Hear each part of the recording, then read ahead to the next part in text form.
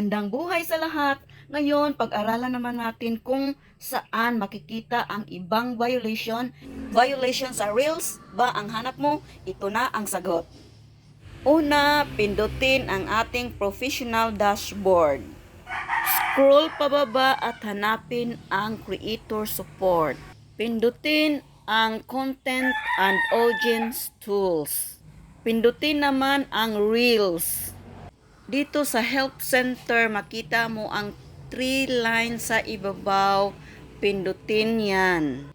Pindutin ang Your Alerts. Ito na ang aking alerts na violation. Nahirapan talaga ako sa violation na ito. Hindi ko ito nakita sa M-Basic. So, nahanapan natin ng paraan kung saan natin ito makikita. Balikan natin ang M-Basic Facebook natin. Pindutin ang Google Chrome. I-type ang M-Basic. Pagkatapos ng i-type mo ang M-Basic, kita mo yung lapis sa gilid. Pindutin yan. Ang M, palitan mo ng web. Pindutin ang webfacebook.com. Pag nakita mo na ang iyong profile, pindutin sa gilid sa ibabaw at hanapin ang desktop site. Ito na ang ating desktop site.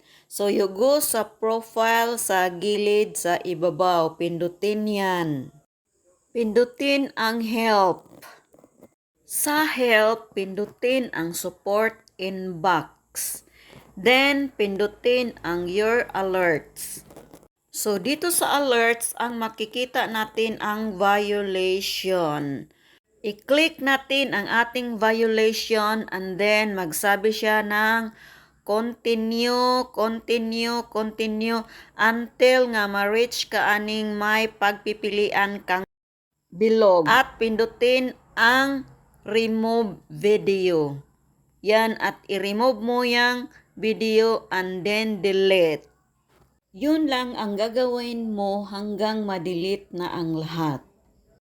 Thank you. Pag nagustuhan mo, like and share. Bye-bye. Ingat kayong lahat.